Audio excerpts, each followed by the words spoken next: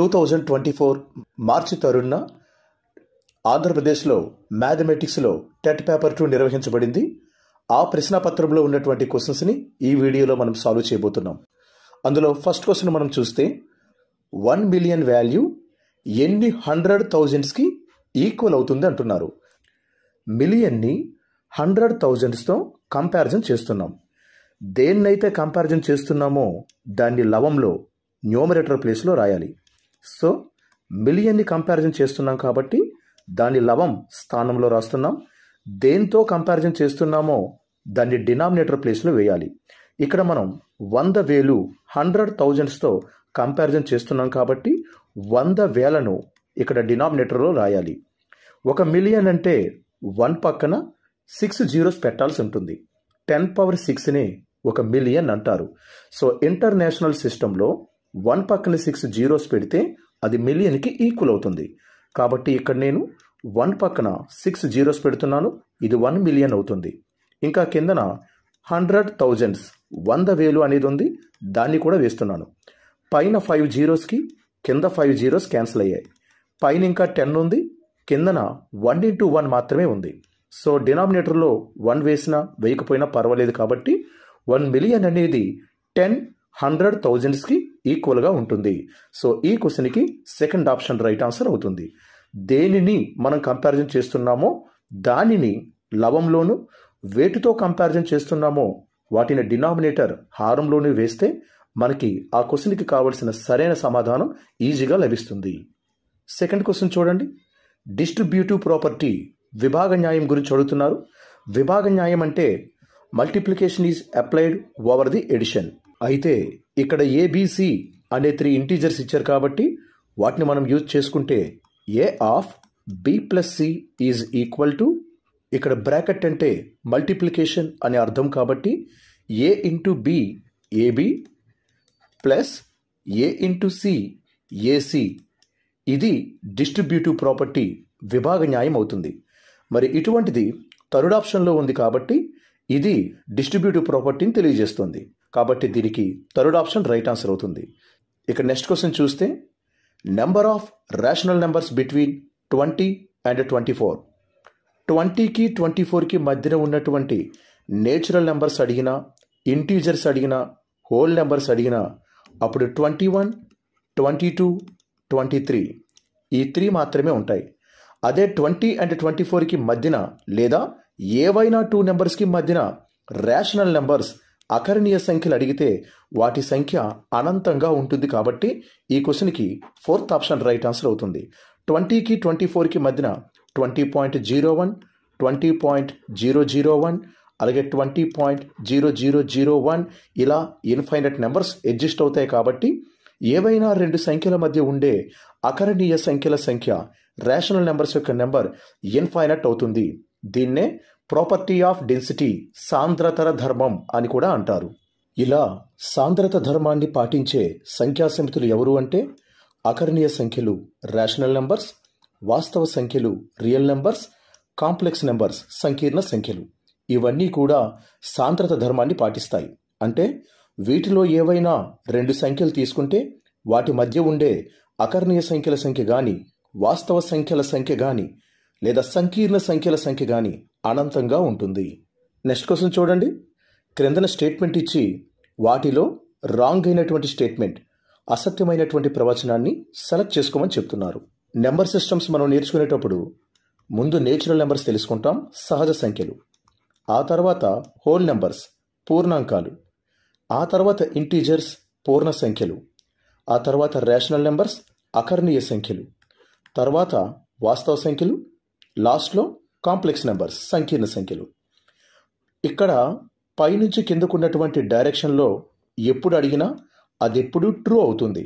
అంటే దాని అర్థం ప్రతి సహజ సంఖ్య ఒక పూర్ణాంకం అవుతుంది, ప్రతి సహజ సంఖ్య ఒక పూర్ణ సంఖ్య అవుతుంది, ప్రతి సహజ సంఖ్య ఒక అకరణీయ సంఖ్య అవుతుంది, ప్రతి సహజ సంఖ్య ఒక వాస్తవ సంఖ్య అవుతుంది, ప్రతి పూర్ణ సంఖ్య ఒక అకరణీయ సంఖ్య అవుతుంది. అలా పైనుండి ఈ క్రిందికి వచ్చే డైరెక్షన్లో ఏ స్టేట్మెంట్ ఉన్నా అది రైటే అవుతుంది. అలా కాకుండా రివర్స్ డైరెక్షన్లో క్రింది నుండి పైకి వెళ్తే ఆ స్టేట్మెంట్ ఎప్పుడు కూడా రాంగ్ స్టేట్మెంట్ అవుతుంది. మనం ఒక్కొక్క స్టేట్మెంట్ని అబ్జర్వ్ చేద్దాం. ప్రతి సహజ సంఖ్య ఒక పూర్ణాంకం అంటున్నారు. Every natural number is a whole number. So ప్రతి సహజ సంఖ్య ఒక పూర్ణాంకం. స్టేట్మెంట్ పైనుంచి కిందకి వస్తుంది కాబట్టి ఇక్కడున్న ఫస్ట్ స్టేట్మెంట్ సరైనటువంటి స్టేట్మెంటే అవుతుంది. నెక్స్ట్ వన్ చూడండి. ప్రతి పూర్ణాంకం ఒక పూర్ణ సంఖ్య. అంటే ఎవ్రీ ఇంటీజర్ ఒక హోల్ నెంబర్ అని చెప్పి క్రింద నుండి పైకి అడుగుతున్నారు. సో కింద నుండి పైకి అడిగినట్లయితే అది రాంగ్ స్టేట్మెంట్ కాబట్టి ఇక్కడ ఇచ్చినటువంటి ఈ క్వశ్చన్లో రాంగ్ స్టేట్మెంట్ని రిప్రజెంట్ చేసేది సెకండ్ వన్ అవుతుంది. మిగతా రెండు కూడా చూద్దాం. ప్రతి పూర్ణ సంఖ్య ఈచ్ ఇంటీజర్ ఒక అకర్ణీయ సంఖ్య రేషనల్ నెంబర్ అవుతుంది. పైనుండి క్రిందికి వచ్చే డైరెక్షన్ కాబట్టి ఇది సరైన స్టేట్మెంటే అవుతుంది. ప్రతి అకర్ణీయ సంఖ్య ఒక కరణీయ సంఖ్య అవుతుంది. యాక్చువల్గా అకర్ణీయ సంఖ్యలకు పక్కన కరణీయ సంఖ్యలు క్యూ డాష్ ఉంటాయి. ఈ రెండూ కలిస్తేనే వాస్తవ సంఖ్యలు అనేవి అవుతాయి. వీటికి సంబంధం అనేది ఉండదు. ఇక్కడ ప్రతి అకర్ణీయ సంఖ్య ఒక కరణీయ సంఖ్య అవుతుంది అని చెప్పారు. ఇక్కడ ఈ స్టేట్మెంట్ కూడా ఒక రాంగ్ స్టేట్మెంటే అవుతుంది. ఈ క్వశ్చన్లో మల్టీ ఆప్షన్స్ ఉన్నాయి. సెకండ్ వన్ కూడా రాంగ్ ఆప్షనే, ఫోర్త్ వన్ కూడా రాంగ్ ఆప్షనే. ప్రతి అకర్ణీయ సంఖ్య వాస్తవ సంఖ్య అవుతుంది అంటే అది సరైన స్టేట్మెంట్ అవుతుంది. కానీ ప్రతి అకర్ణీయ సంఖ్య ఒక కరణీయ సంఖ్య అవుతుంది అని చెప్తున్నారు. ఒక సంఖ్య అకర్ణీయ సంఖ్య అయితే అది కరణీయ సంఖ్య అవ్వదు, కరణీయ సంఖ్య అయితే అకర్ణీయ సంఖ్య కూడా అవ్వదు. సో ఇక్కడ ఫోర్త్ ఆప్షన్లో ఇచ్చిన స్టేట్మెంట్ కూడా రాంగ్ స్టేట్మెంటే తెలియజేస్తుంది. అయితే ఆ ఎగ్జామినేషన్లో ఇచ్చిన కీలో సెకండ్ ఆప్షన్నే సరైన సమాధానంగా ఇచ్చి ఉన్నారు.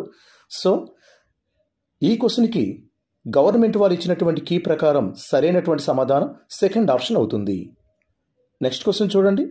క్రింది వాటిలో ఏది సరైనది, ట్రూ స్టేట్మెంట్ ఏదని అడుగుతున్నారు. ఇలా కర్లీ బ్రాకెట్స్ మాత్రమే ఉంటే దాన్ని ఎంటీ సెట్, శూన్య సమితి అని అంటారు. సో శూన్య సమితి అంటే ఇలా ఎంటీ బ్రాకెట్స్ మాత్రమే ఉంచాలి. దీనికి ఇచ్చిన సింబల్ 5. సో 5 అంటే ఓన్లీ ఎంటీ బ్రాకెట్స్. అలా కాకుండా 5 ఈజ్ ఈక్వల్ టు 0 అని చెప్పినా, ఎంటీ బ్రాకెట్స్ ఈజ్ ఈక్వల్ 0 అని చెప్పినా, 5 ఈజ్ ఈక్వల్ ఎంటీ బ్రాకెట్లో 0 అని చెప్పినా అవేవి కూడా శూన్య సమితిని రిప్రజెంట్ చేయవు. సో శూన్య సమితి 5 అంటే ఓన్లీ ఎంటీ బ్రాకెట్స్. సో ఇందులో సరైనటువంటి స్టేట్మెంట్ ఫస్ట్ ఆప్షన్ అవుతుంది. నెక్స్ట్ క్వశ్చన్ చూడండి. 1 అవర్లో 1% వాల్యూ ఎంత అని అడిగారు. ఇక్కడ ఆప్షన్లో అన్నీ కూడా మినిట్స్లో ఉన్నాయి కాబట్టి 1 అవర్ని మనం మినిట్స్లో మారుద్దాం. 1 అవర్ అంటే 60 మినిట్స్. అందులో 1% వాల్యూ కావాలి. 1% అంటే 1/100. 0 క్యాన్సిల్ చేస్తే 6/10 ఉంది. కానీ ఆప్షన్లో 6/10 ఎక్కడ లేదు కాబట్టి ఫర్దర్గా మనం 2తో డివైడ్ చేస్తే 2 3s are 2 5s are వచ్చింది కాబట్టి 1 అవర్లో 1% వాల్యూ 3/5 మినిట్స్ అవుతుంది. కాబట్టి దీనికి సెకండ్ ఆప్షన్ రైట్ ఆన్సర్ అవుతుంది. చక్రవడ్డీకి సూత్రం అడుగుతున్నారు. వాస్తవానికి చక్రవడ్డీకి సూత్రం అయితే ఆఖరిలో చెల్లించే మొత్తము మైనస్ అప్పుగా తీసుకున్నటువంటి అసలు. కానీ ఈ క్వశ్చన్కి కీలో ఫస్ట్ ఆప్షన్ రైట్ ఆన్సర్గా ఇచ్చారు. అంటే చక్రవడ్డీతో కూడినటువంటి మొత్తం ఎంత అని క్వశ్చన్లో అడగాల్సి ఉంటుంది. సో చక్రవడ్డీతో కలిపి మొత్తం లెక్కించే సందర్భంలో వాడవలసిన ఫార్ములా ఫస్ట్ ఆప్షన్ అవుతుంది. చక్రవడ్డీ అయినా సాధారణ వడ్డీకైనా యాక్చువల్గా A-P చేయాలి. ఏ అంటే మొత్తము, పి అంటే అప్పుగా తీసుకున్నటువంటి అసలు, అమౌంట్ అండ్ ప్రిన్సిపల్. ఈ రెండింటిని సబ్ట్రాక్ట్ చేస్తే చక్రవడ్డీ లేదా సరళ వడ్డీ అనేది వస్తుంది.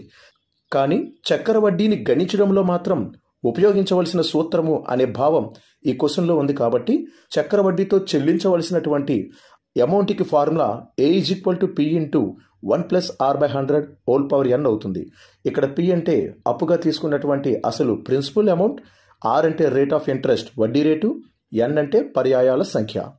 నెక్స్ట్ క్వశ్చన్ చూడండి. ఒక రేఖాఖండం యొక్క పొడవును ఎటువంటి స్థాన దోషం లేకుండా ఖచ్చితంగా కనుగొనాలంటే వాడవలసినటువంటి జామితీయ పరికరం ఏదని అడుగుతున్నారు.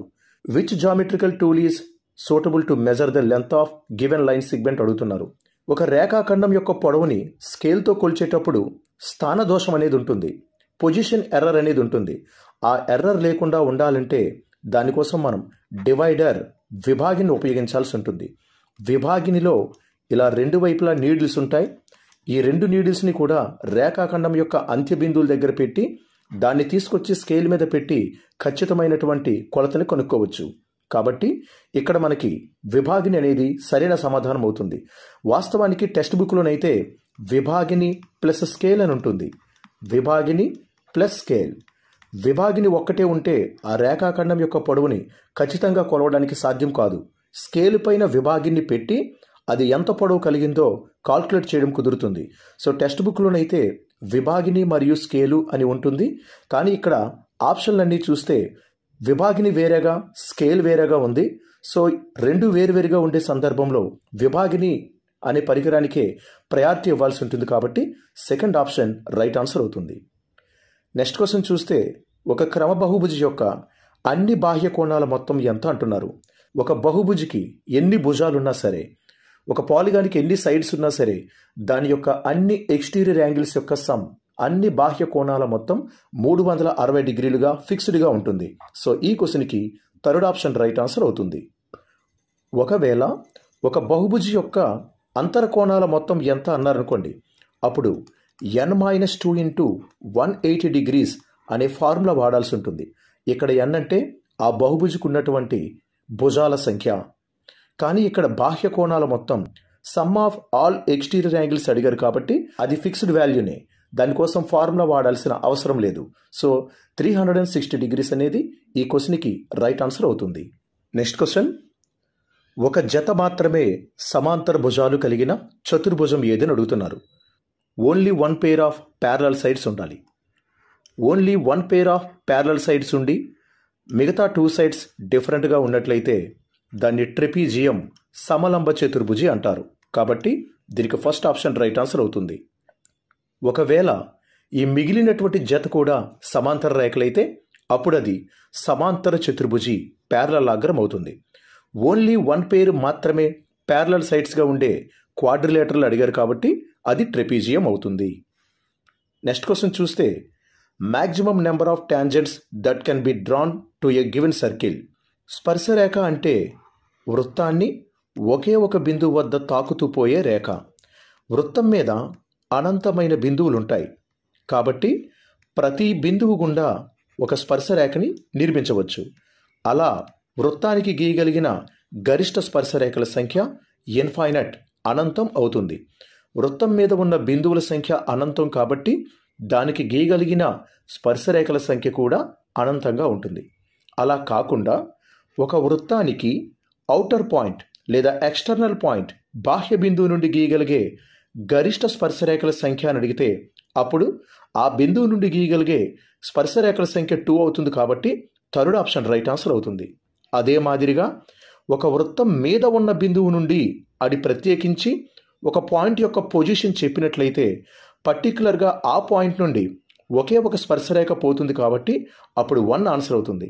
అదే ఒక పాయింట్ సర్కిల్కి ఇంటీరియర్గా ఉంటే అంతరంగా ఉంటే దాని గుండా గీచే రేఖ ఛేదన రేఖ సీకెంట్ అవుతుంది తప్ప స్పర్శరేఖ అవదు.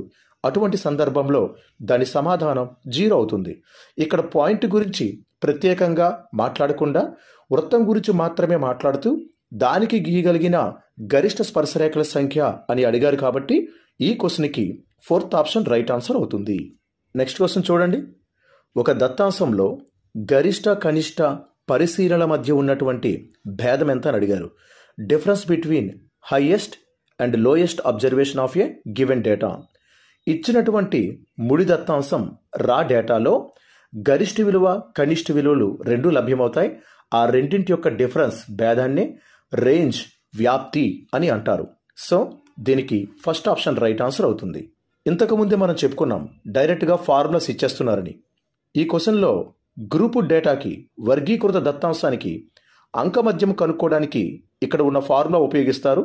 అందులో ui అనేది దేన్ని రిప్రజెంట్ చేస్తుంది, దేన్ని సూచిస్తుంది అని అడిగారు.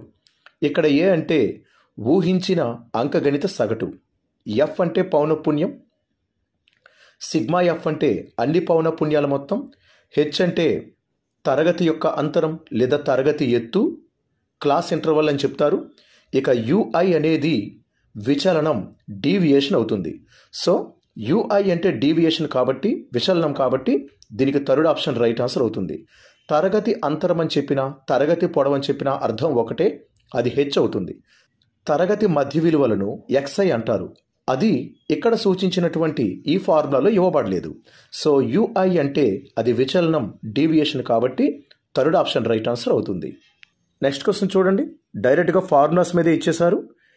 x plus A into X plus B is equal to X square plus X of A plus B plus AB అనేది 8th క్లాస్ టెక్స్ట్ బుక్లో చెప్పబడిన direct formula. So X square plus X of A plus B plus AB అనేది X plus A of X plus బికి ఈక్వల్గా ఉంటుంది కాబట్టి దీనికి second option right answer అవుతుంది. బీజగణితానికి సంబంధించిన సూత్రాల మీద విద్యార్థులకు అవగాహన ఉండాలి. ప్రతి టెట్ ఎగ్జామినేషన్లో కూడా వాటికి సంబంధించినటువంటి బిట్ అడగడం జరుగుతుంది కాబట్టి వాటి మీద ఫోకస్ చేయండి. నెక్స్ట్ క్వశ్చన్ చూడండి, ఇక్కడ ఒక ప్రోగ్రెషన్ ఇచ్చారు, అంకశ్రేణి. ఈ అంకశ్రేణిలో ఉన్నటువంటి 10 పదాల మొత్తం సమ్ ఆఫ్ 10 టర్మ్స్ అడిగారు.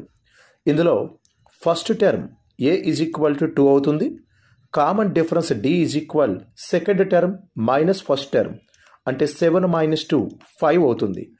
అంకశ్రేణిలో మొదటి n పదాల మొత్తానికి సూత్రం n/2 of 2a plus n - 1 into D. అంకశ్రేణిలో మొదటి n పదాల మొత్తానికి ఈ ఫార్ములా వాడతాం. ఇక్కడ n అంటే 10 పదాలు కాబట్టి nకు బదులు 10 వేస్తే 10/2 5 అవుతుంది ఇంటూ 2a. ఏ అంటే మొదటి పదం అది 2, 2 × 2 4 ప్లస్ n అంటే 10 కాబట్టి 10లో 1 సబ్ట్రాక్ట్ చేస్తే అది 9 అవుతుంది. డి అంటే ఇక్కడ తయారు చేసిన 5, సో 9 × 5 45 అవుతుంది. 45కి 4 యాడ్ చేస్తే 49, సో 5 × 49ని మనం మల్టిప్లై చేస్తే అది 245 అవుతుంది కాబట్టి ఫోర్త్ ఆప్షన్ ఈ క్వశ్చన్కి రైట్ ఆన్సర్ అవుతుంది.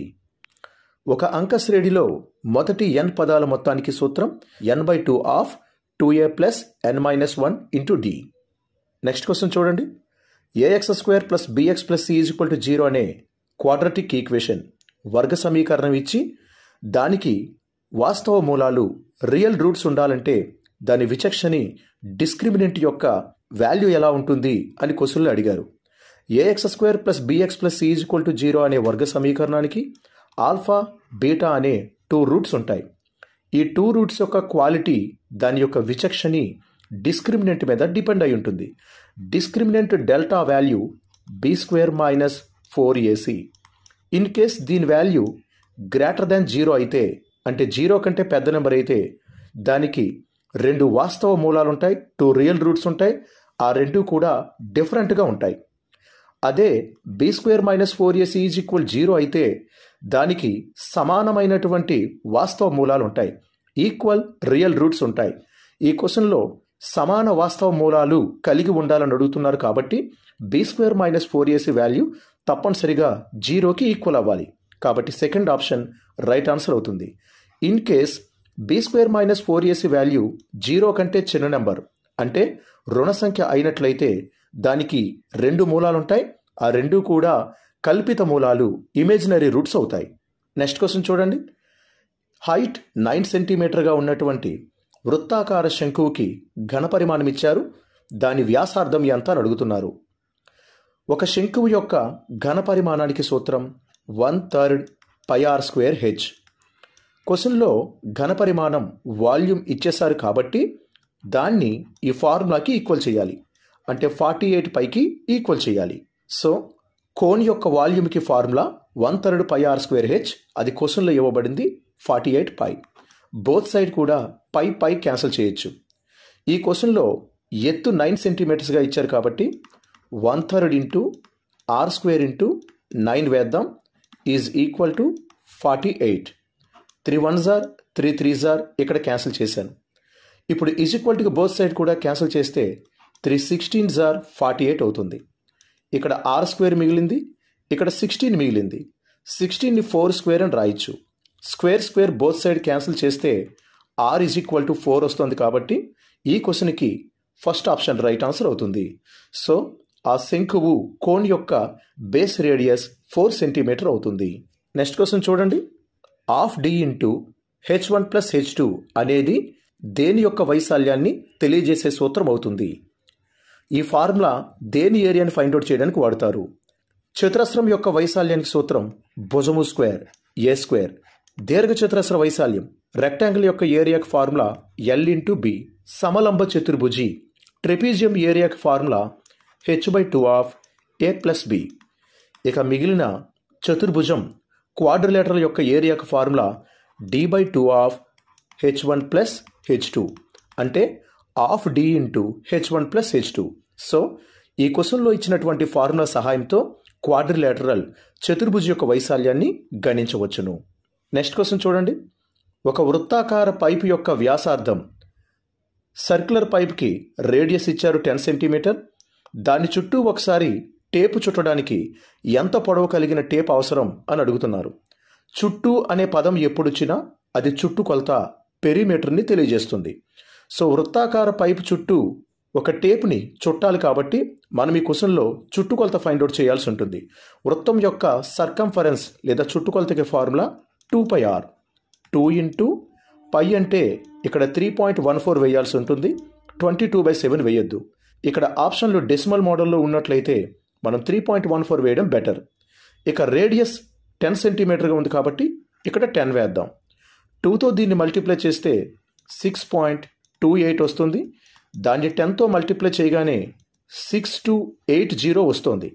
అయితే 2 నెంబర్కి డెసిమల్ పాయింట్ ఉండాలి కాబట్టి మనం కూడా డెసిమల్ పాయింట్ పెడితే అది 62.8 సెంటీమీటర్కి సమానమైంది.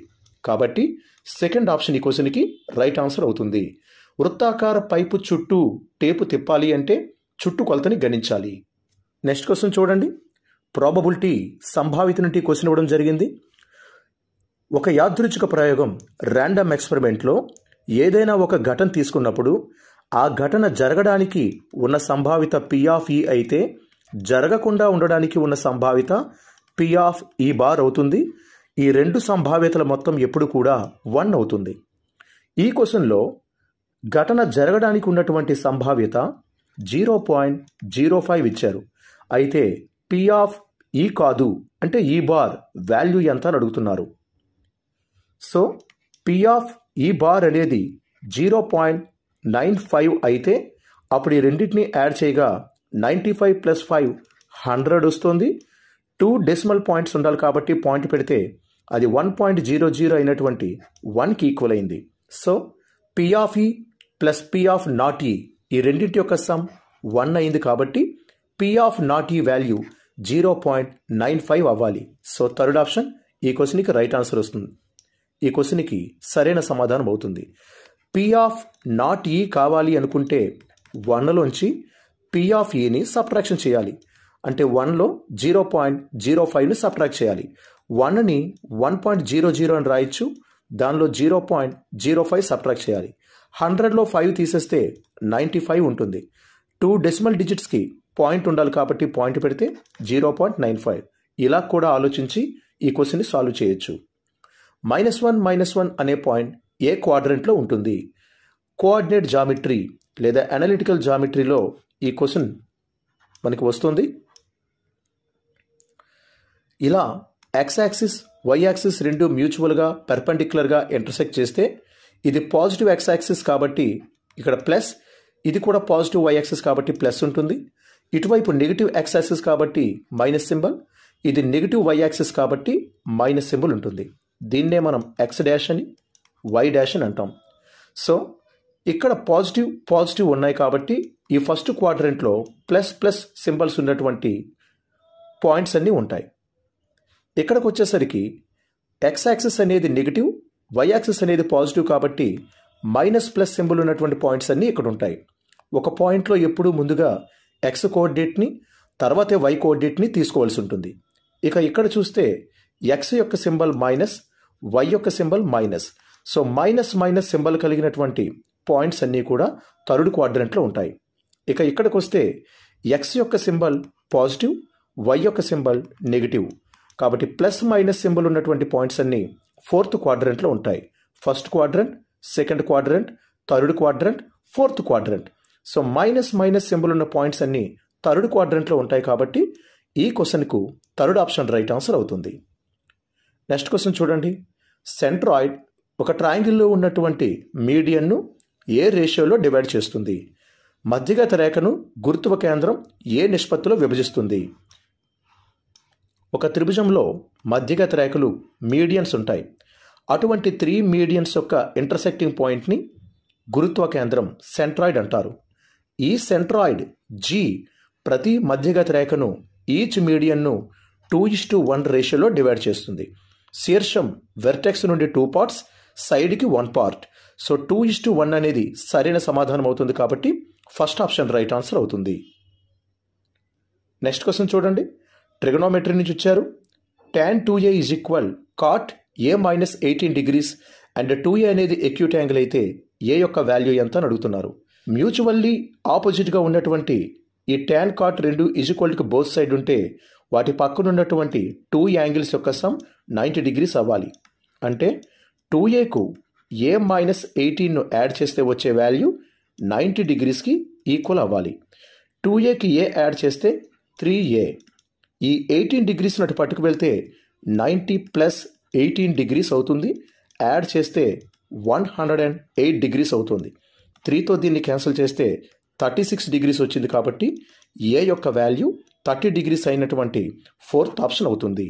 సో ఈజ్ ఈక్వల్టీకి బోత్ సైడ్ tan cot ఉన్నా లేదా sin cos ఉన్నా లేదా కొసికెంట్ సీకెంట్ ఉన్నా tan cot ఉన్నా అక్కడ ఉన్న 2 కోణాల మొత్తం 90 డిగ్రీస్ అవ్వాలి అని మనం గుర్తుపెట్టుకుంటే ఇలాంటి క్వశ్చన్స్ని సులభంగా సాల్వ్ చేయొచ్చు.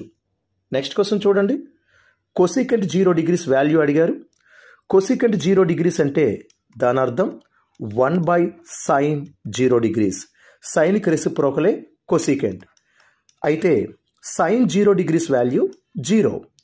సో ఇక్కడ ఫైనల్గా వాల్యూ 1/0 వచ్చింది. ఎనీథింగ్ బై 0ను అన్డిఫైన్డ్ లేదా ఇన్ఫైనట్ అని అంటారు.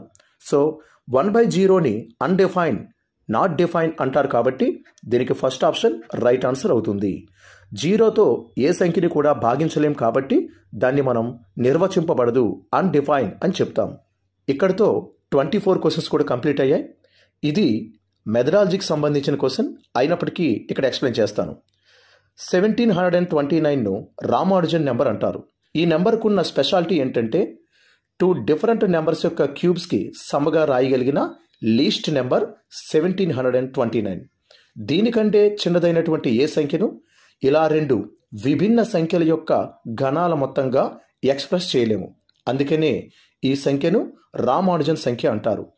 ప్రొఫెసర్ హడ్లీ రామానుజన్ చూడడానికి హాస్పిటల్కి వచ్చినప్పుడు అతని కారుకున్న నెంబర్ చూసి రామానుజన్ హడ్లీకి ఈ విషయాన్ని తెలియజేశాడు.